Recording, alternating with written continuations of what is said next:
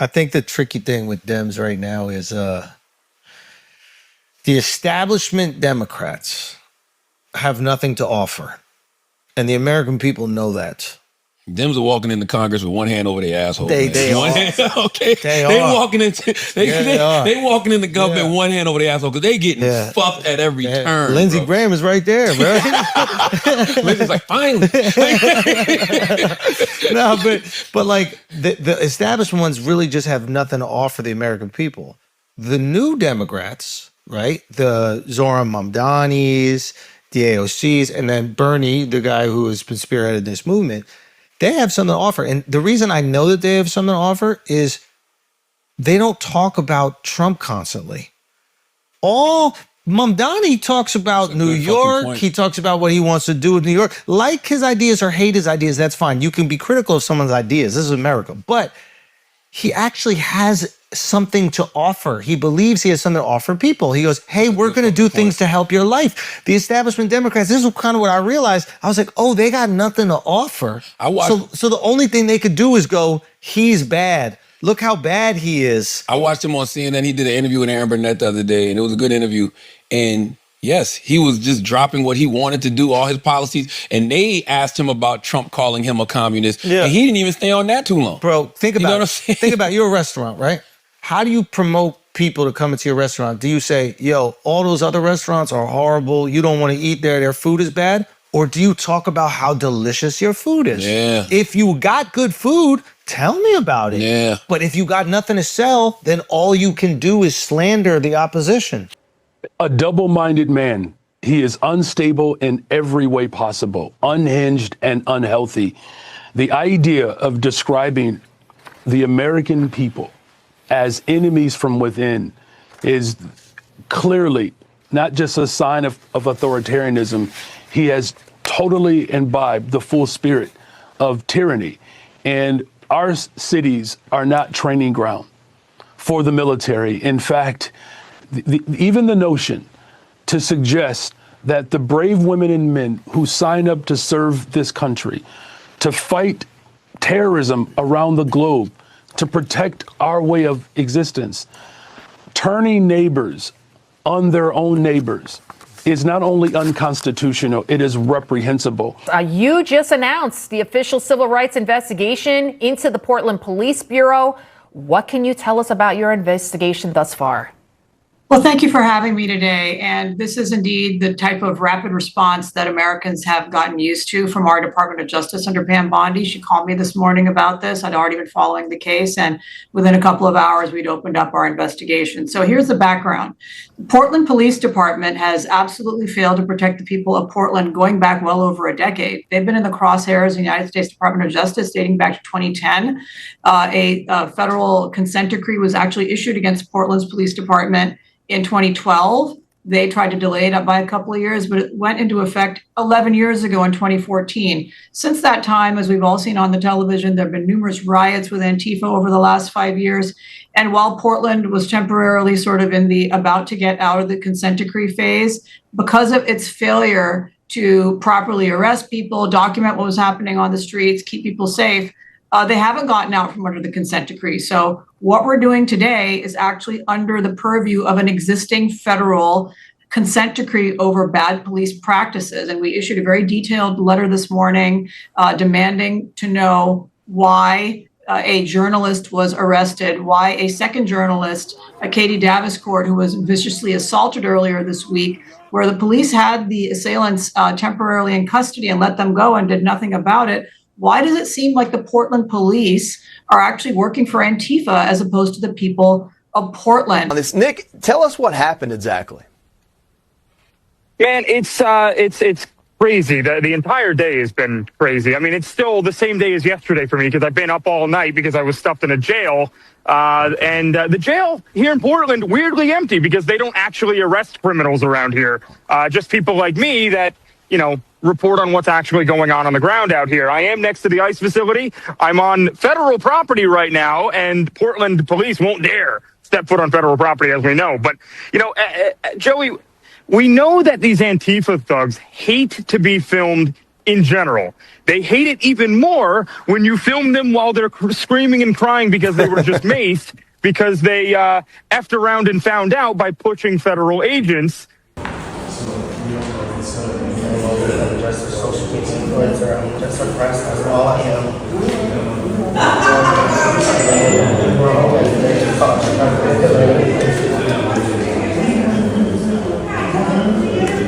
Breaking news just moments ago. President Trump sending troops to Portland.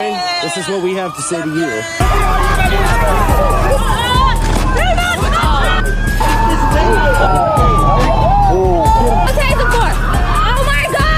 And we've seen confrontations between protesters and agents result in some arrest. I can't breathe. Help me, please.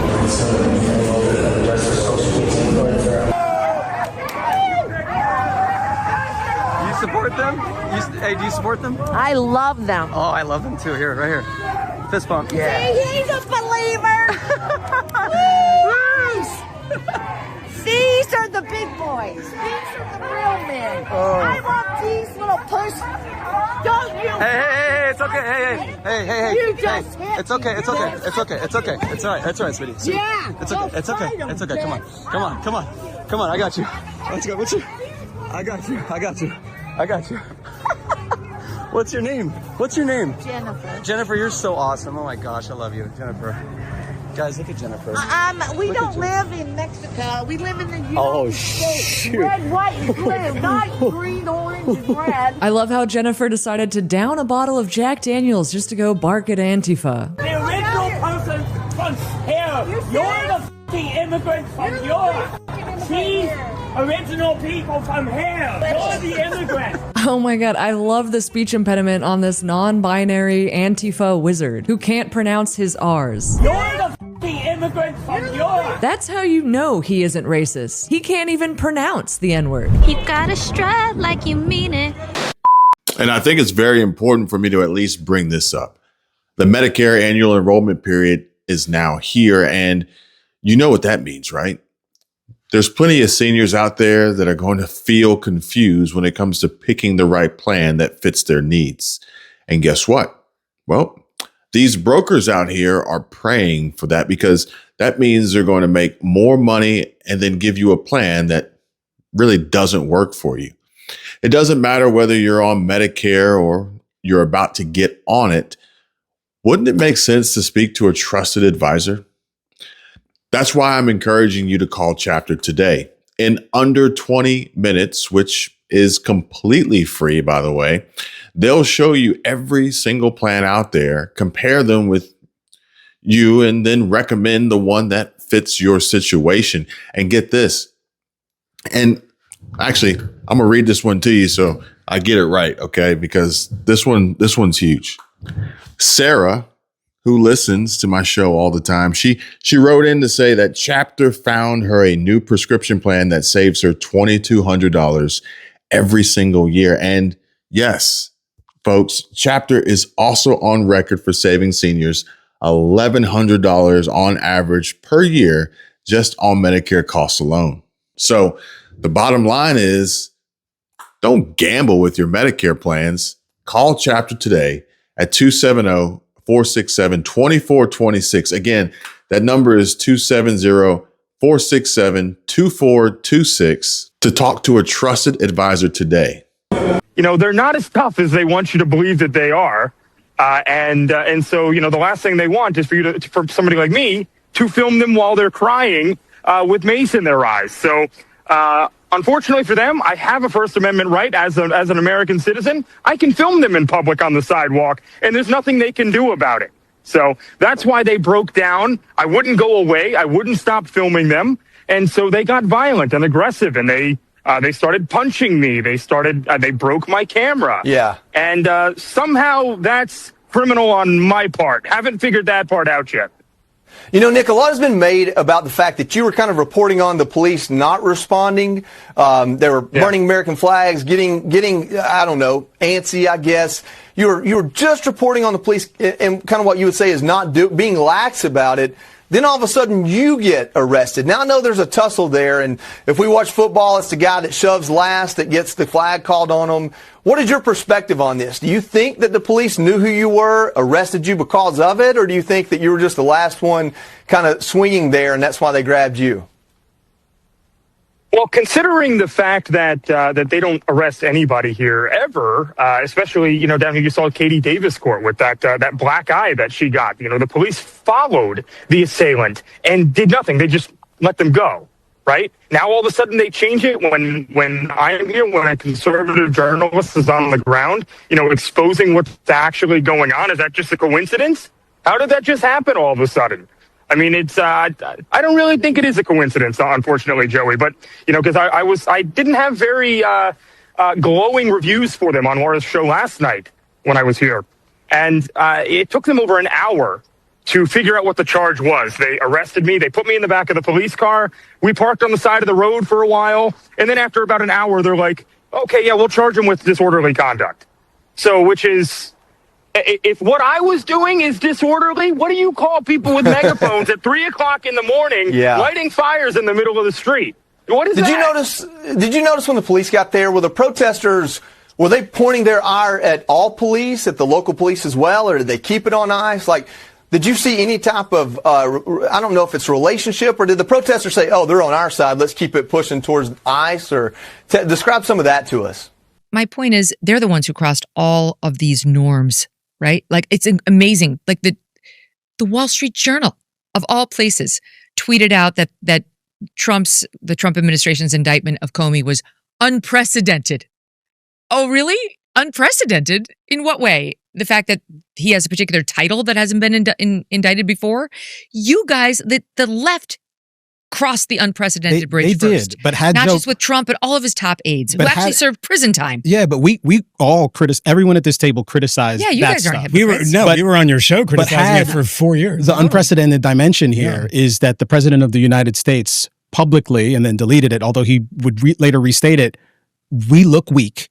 We need to go after these people, and we need to punish them. Get after them. He still called them shifty shift. Yeah, I mean, gotta go after even the pretense of an independent judicial branch, like pursuing the law and actually prosecuting people on the basis of the evidence without any sort of partisan favor. Even that pretense, I think, is actually important. When you obliterate the pretense and proceed directly to, look, this is how it is. How do you think it wound up in the New York Times in April of 2022? I'm with you. That Joe Biden was pressuring the DOJ to indict Trump. Undoubtedly. How do you think that wound up there? Listen, I would say leaks. Why was that in there? It was problematic. It was criminal. They were trying to justify their actions in various instances. They were going public with their pressure on Merrick Garland. The pretense was eviscerated. Zero dispute. And then what happened with Merrick Garland? He did it. Yeah. So forget it. Yeah, zero dispute. You're upset about the pretense being gone. Take it up with Joe Biden. Okay. He crossed all these norms, and not only did they indict Trump twice through his federal special prosecutor, but the feds cooperated with both the New York and the Georgia prosecutions. They were involved in both of them. These guys were determined pretending to stay out of it. Yeah, to put Donald Trump in jail. They didn't care if he spent every last day behind bars, and to bankrupt him and to humiliate him with the E. Jean Carroll thing.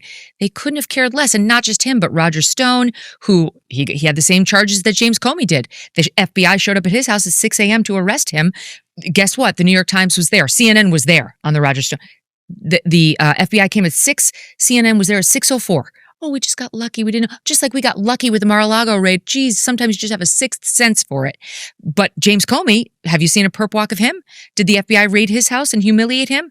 So, I mean, he should be thankful that we're not doing to him exactly what they did to Trump and Trump's emissaries. Also, Peter Navarro, also Steve Bannon, who allegedly committed the same crime that Merrick Garland committed, contempt of Congress. But guess who didn't get prosecuted? Guess who didn't sit in jail? Merrick Garland, because he runs the DOJ. I'm sorry, but it's war right now.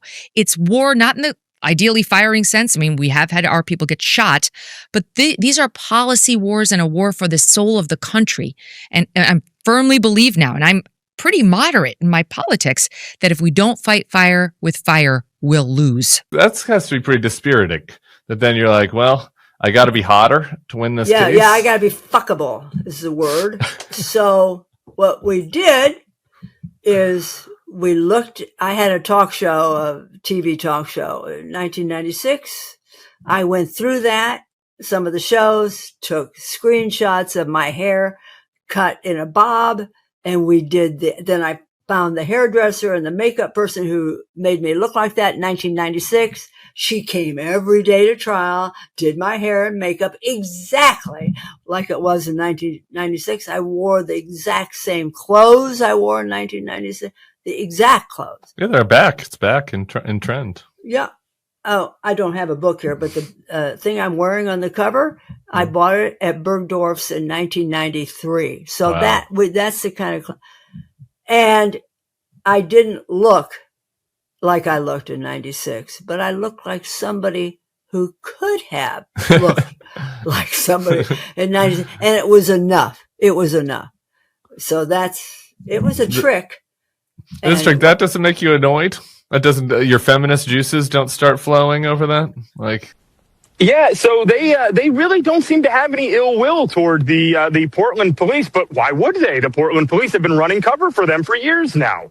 It's like they're in the pocket of Antifa. You know, when you've got these, Bill Malugin, he was here for a few days as well, talking to these liaisons that they have, these liaison officers that they station around here. They are supposed to only intervene in cases of imminent death, right? So if you're getting beat in the street until you're, unconscious and bleeding out, they're not going to step in. I mean, they'll tell you that if you ask them. And so the Antifa people have gotten used to it, where there is no action from Portland police. So, yeah, they feel like they're on the same side at this point. And especially, you should have heard the cheers from the crowd when I was arrested. They loved that. Are you out there alone and unafraid? Actually, I think we got a video real quick of you pulling the American flag. If we have that, I'd like to play it. Yeah. Let's play that real quick. We got a Trump supporter. We got a Trump supporter right here. Oh, he's putting it on the ground and he's making it worse. And now he's standing on it. Now he's standing on it. You're not supposed to stand on it. Oh, now he thinks he's saving it. Okay, so it looks like one of the flying monkeys from Wizard of Oz was trying to tell you that you made it worse. Were there any other counter-protesters out there? Are you the only person there with common sense that cares about the American flag, that understands that ICE has a job to do? I mean, were you there alone and unafraid in that? So I definitely wasn't there alone. There were some counter-protesters. But in terms of, maybe I'm built a little bit differently, right? I was willing to run into that and grab that flag, put that fire out, and I actually have that flag now. It's in the back of my car. I posted a photo of it. Actually, Bill Malugin took a photo of me with it earlier in front of the ICE facility.